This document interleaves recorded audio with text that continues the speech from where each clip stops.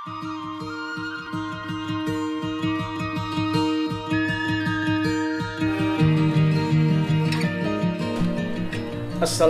warahmatullahi wabarakatuh.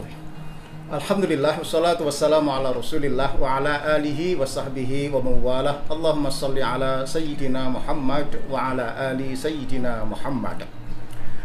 Belakangan ini tidak kaya, tidak miskin, banyak orang yang sambat atau mengeluh. Bahkan ada yang panik, depresi.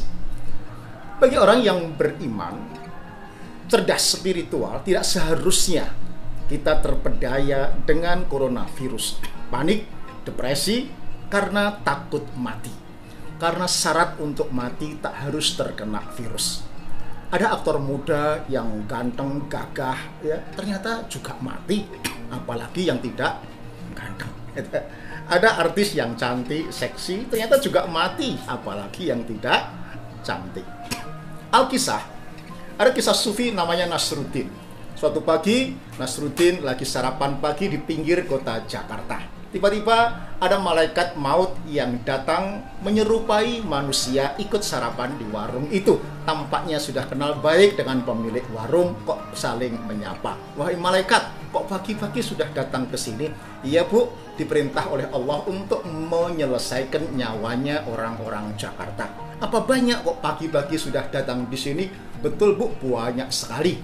Makanya tadi berangkat pagi-pagi sampai lupa sarapan pagi. Mendengar dialog itu, Nasruddin panik ketakutan. Langsung dia keluar, melarikan mobilnya pindah ke Bogor.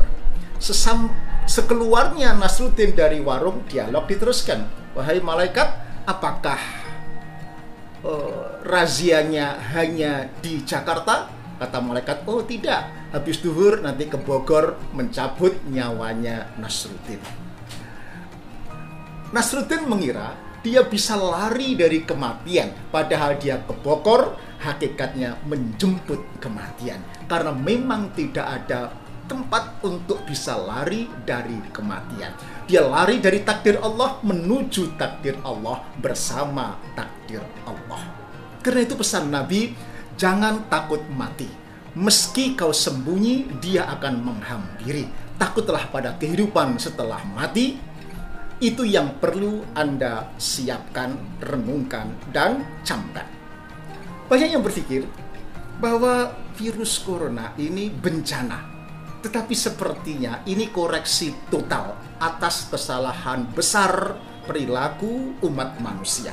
Pandemi ini mengoreksi gaya hidup kita yang sudah lama keliru, menyimpang jauh sekali. Demikian kata Bill Gates. Manajemen hidup kita, jika keliru, saatnya dengan wabah ini kita untuk melakukan reorientasi visi, yakni kembali atau putar balik mengikuti tatanan ilahi. Dalam surah Al-Qasas ayat 77 Tuhan berfirman, wabtaghi fima ataqallahu daral akhirata wala tansa nasibaka minad dunya. Maka carilah olehmu dengan apa yang telah Allah berikan kepadamu negeri rumah akhirat, tetapi sekedar jangan lupakan hidupmu di dunia. Narasi ayat ini harusnya hidup, waktu, dan energi kita banyak untuk mengejar ukhrawi, sedikit jangan lupakan duniawi. Kalau boleh dipersentasekan, meskipun tidak tepat, 70% akhirat, sisanya dunia. Tapi rata-rata terbalik. Setua ini masih mengejar 70% dunia, sisanya akhirat. Ke masjid kalau ingat atau tidak repot. Sayangnya, cilakanya, salah jalan ini berlangsung bukan setahun, 2 tahun, puluhan tahun seumur hidup kita. Nah, musibah ini barangkali Allah menegur saatnya untuk putar balik. U-turn, kembali kepada Allah. Artinya, 70% jadi ukhrawi, sisanya duniawi, sesuai dengan ayat tadi. Kalau diberi umur panjang 60%, naik lagi 80% akhirat, sisanya dunia. Di atas 70 tahun naik lagi 90% urusan akhirat, sisanya dunia. Kalaupun kemudian malaikat menjemput kita, kita sudah siap 100% akhirat, ikhlas meninggalkan dunia. Itulah makna husnul khotimah yang dipersiapkan dengan baik. Tidak hanya dengan slogan anak-anak muda sekarang, waktu muda hura-hura foya-foya, umur tua kaya raya, mati masuk surga. Surga ini Pak D, ini gampang banget. Ya tidak mungkin lah ya. Baik, pemirsa, teguran ini demikian keras karena mungkin kita terlalu serakah.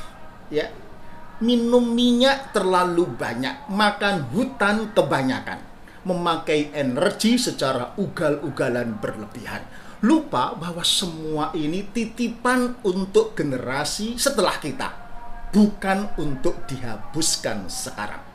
Tak heran kalau kemudian ulama terdahulu, misalnya Imam Ibnu Athaillah berpesan dalam kitab Al-Hikam, kalau engkau tertimpa musibah berat semacam ini, jangan seperti anjing. Apa maksudnya? Anjing itu kalau dilempar tulang oleh tuannya, begitu, maka sekelompok anjing akan lari rebutan tulang sampai dia lupa kepada tuan yang memberi tulang.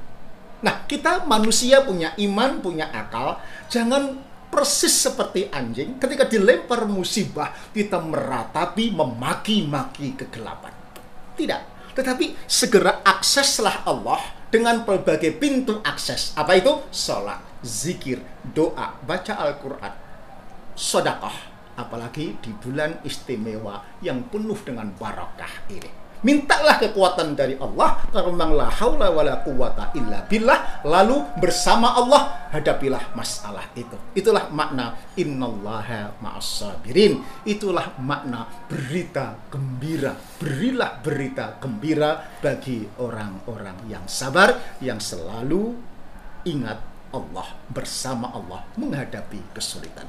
Assalamualaikum warahmatullahi wabarakatuh.